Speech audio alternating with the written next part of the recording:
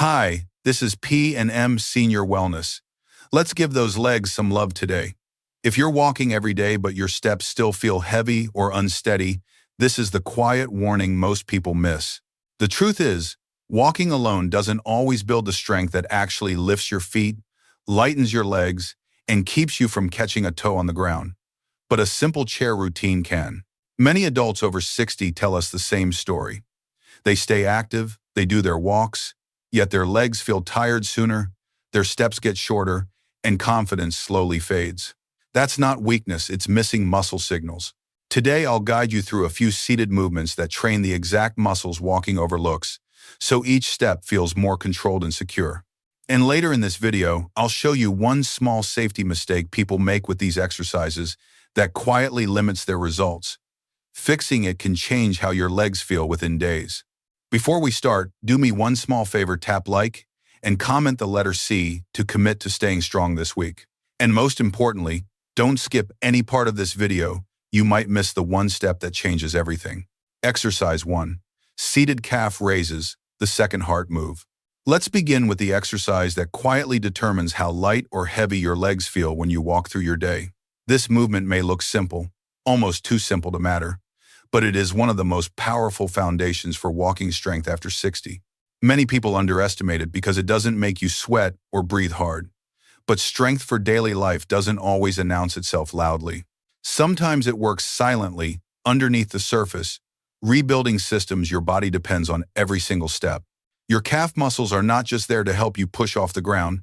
They play a much deeper role. Inside your lower legs runs a network of veins that must push blood upward against gravity, back toward your heart.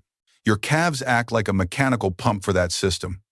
Every time they contract, they squeeze those veins and help blood move upward. This is why doctors often call the calves the second heart.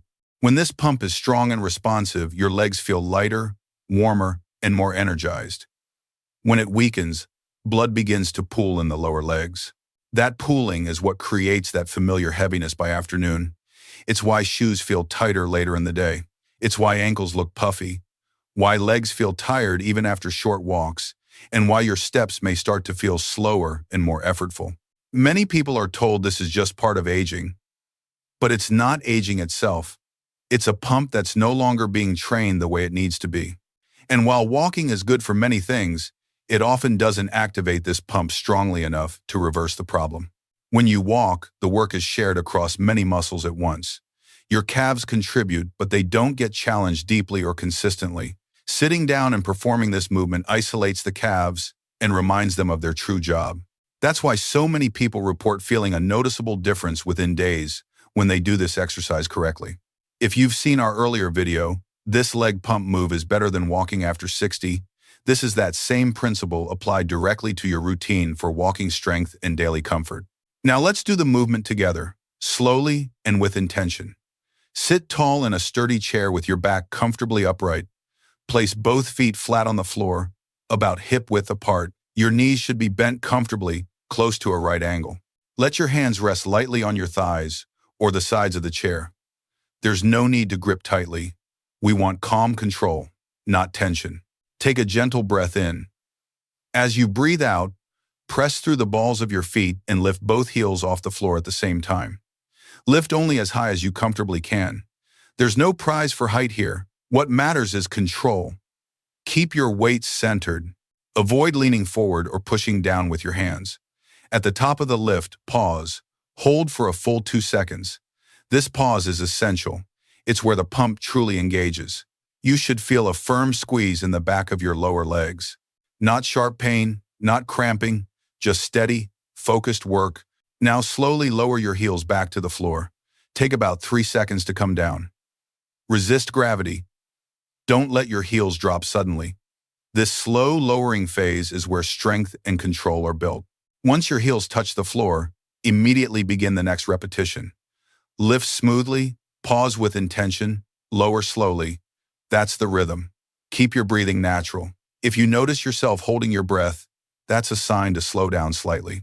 Begin with 15 repetitions. If that feels manageable, rest for about 30 seconds and do a second set. Over time, work toward 3 sets of 20 to 25 repetitions. Some days you may feel stronger than others. That's normal. Progress doesn't have to be linear. Consistency matters more than pushing hard. If you'd like to add challenge later, you can place a light book or small weight across your thighs. This adds resistance without stressing your joints. But resistance is never required to get benefits from this exercise. Many people see excellent results using bodyweight alone. Precision, patience, and consistency matter far more than load. As you perform each repetition, imagine what's happening inside your legs. Picture blood being gently squeezed upward with every lift. Picture fresh circulation returning on the slow descent. This mental connection helps your nervous system engage more fully. Over time, this improved circulation can reduce ankle swelling, improve temperature in your feet, and make your steps feel lighter and more responsive. Strong calves also stabilize your ankles and improve push-off when you walk, reducing that dragging sensation many people experience without realizing why. This exercise isn't about moving faster. It's about moving better. It's about giving your body the support it needs so walking feels natural again, not forced. When your legs feel lighter, your posture improves, your confidence increases, and your whole body moves with more ease. Now, an important word about safety. This movement should never cause sharp pain, numbness, or dizziness. If you have severe circulation problems, a history of blood clots, or recent lower leg surgery, move gently and consult your healthcare provider before increasing volume or adding resistance. If cramping occurs, reduce the height of the lift and slow your pace. Hydration also matters, and always lift and lower both heels together. This is not a balance exercise. It's a controlled strength and circulation exercise. Take a moment now to notice how your legs feel. Even after one set, many people notice a subtle warmth or lightness. That's a positive sign. It means the pump is waking up. We're not rushing this process. We're rebuilding a system your body depends on, one controlled repetition at a time. Now that we've reactivated the pump and helped blood move where it needs to go, we're ready to strengthen the muscle that actually lifts your foot when you step forward. Because lighter legs are important, but true walking confidence also depends on how well you can lift and place each step. Let's move on. Exercise 2. Seated knee extensions, step strength builder. Now that we've helped your legs feel lighter and more energized, we move to the muscle that quietly decides whether your foot actually clears the ground when you walk. This is where many trips and stumbles truly begin. Not because someone is careless, not because they're moving too fast, but because the muscles responsible for lifting the leg have slowly lost strength over time. The muscles on the front of your thighs, known as the quadriceps, play a central role in every single step you take. They straighten your knee, lift your foot forward, and help you place your legs safely with each stride. As we age, the quadriceps weaken faster than almost any other muscle group in the lower body. This happens gradually, often without pain, which makes it easy to miss. At first, steps become a little shorter. Then toes start brushing the floor. Curbs feel higher. Stairs feel steeper. Rugs and door thresholds suddenly feel like obstacles. Many people blame balance or coordination, but most of the time, the real issue is lost step strength.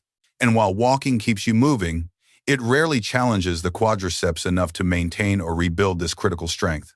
Seated knee extensions solve this problem directly. When you lift your lower leg while seated, your quadriceps must work against gravity. That resistance sends a clear message to your brain and muscles. This strength is still needed. Over time, that message leads to stronger muscle fibers, better nerve signaling, and more confident movement. This translates into higher foot clearance, steadier stair climbing, and greater ease standing up from chairs, cars, and toilets. It's one of the simplest and most effective ways to protect your independence. Let's walk through the movement carefully. Sit all the way back in your chair so your hips are fully supported. Allow your spine to be tall but relaxed, not stiff. Place both feet flat on the floor, hip width apart. Rest your hands gently on your thighs or hold the sides of the chair for light stability. There's no need to grip tightly. This is about control, not effort. Now bring your attention to one leg. Take a calm breath in. As you breathe out, slowly straighten that leg in front of you. Lift until your knee is as straight as is comfortable. Your foot should come off the floor, with your toes pointing gently upward. There's no need to lock the knee. Comfort and control come first. When you reach the top, pause. Hold this position for a full 3 seconds. During the pause, actively squeeze the muscle on the front of your thigh. You might even place a hand there to feel it working. Imagine that muscle becoming firm and supportive, like it's preparing to help you step up onto a curb or climb a stair. This intentional squeeze is crucial. It improves the connection between your brain and muscle, making the exercise far more effective. After the hold, slowly lower your foot back to the floor. Over about 4 seconds, resist the urge to drop it. This slow descent builds strength and control where it matters most. Once your foot touches the floor, switch to the other leg and repeat. That's 1 repetition on each side. Begin with 10 to 12 repetitions per leg. Rest for about 30 seconds, then repeat for 2 or 3 total sets. As your strength improves, you can increase the hold at the top to 4 or 5 seconds. You may also add light ankle weights if approved by your healthcare provider. But speed is never the goal. Smooth, controlled movement builds strength you can actually use. As you perform this exercise, notice how different it feels compared to walking. When you walk, your leg swings forward with very little resistance. Here, your quadriceps are fully engaged. This is the exact muscle action that helps you lift your foot over a curb, step onto a stair, or clear the edge of a rug without hesitation. Strong quadriceps also protect your knees by absorbing shock and reducing stress on the joint itself. That often means less daily aching, better joint support, and more confidence moving through your home and community. There's also an emotional benefit here that's easy to overlook. When you trust your legs to lift and place your steps reliably, you stop bracing yourself mentally. You walk more naturally. You look up instead of down. Confidence returns not because you're forcing it, but because your body feels capable again. Now, an important safety note. This exercise should create effort, not pain. If you feel sharp knee pain, stop and shorten the range of motion. You do not need to fully straighten your leg to receive benefits. Even partial extensions can be effective when done with control. If you've had recent knee surgery, advanced arthritis, or ongoing joint issues, move slowly, stay within a pain-free range, and follow guidance from your healthcare provider. Never force the knee into a locked position, and always keep your breathing steady and relaxed. Take a moment now to check in with your body. You may notice warmth, mild fatigue, or a gentle burning sensation in the front of your thighs. That's a healthy response.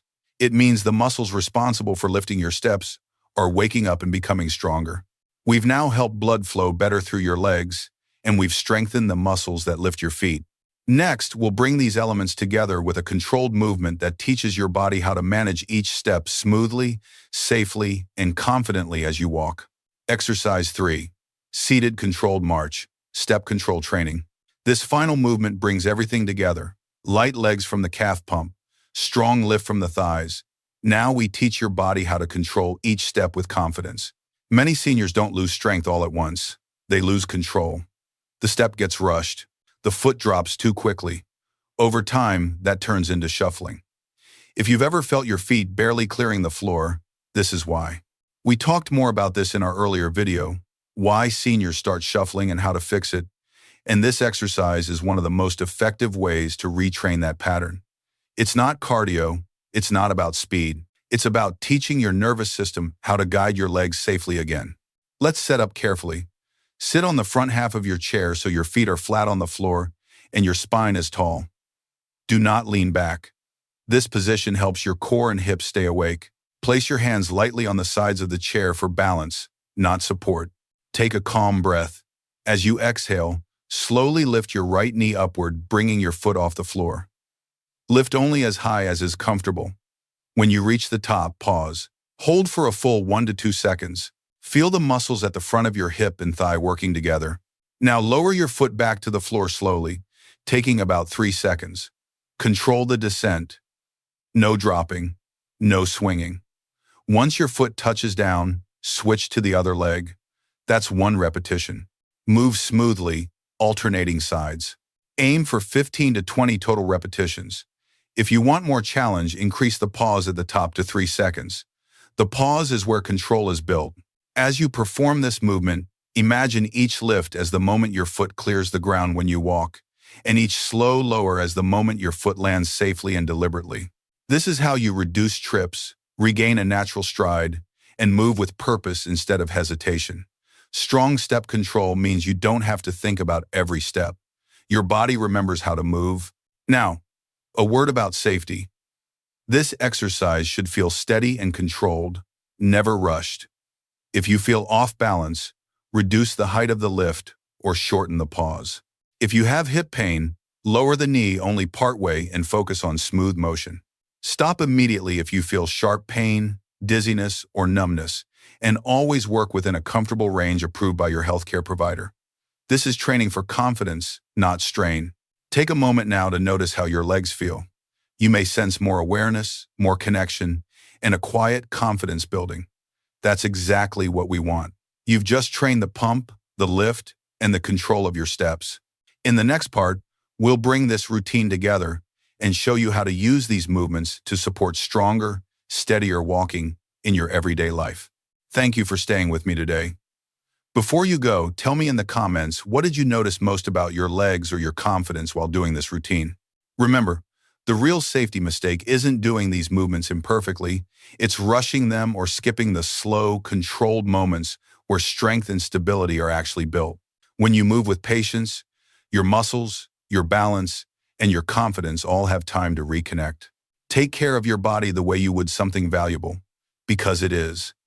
A few mindful minutes, done consistently, can protect your independence far more than pushing harder ever could.